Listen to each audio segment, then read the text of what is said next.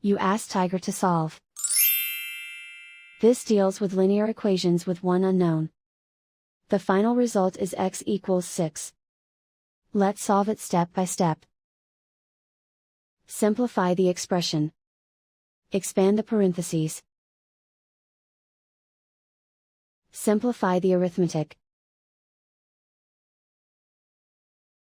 Group all constants on the right side of the equation. Subtract 10 from both sides. Simplify the arithmetic.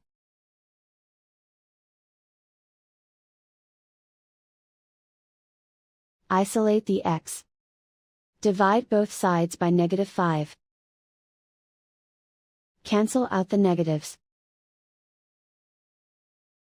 Simplify the fraction. Cancel out the negatives. Find the greatest common factor of the numerator and denominator.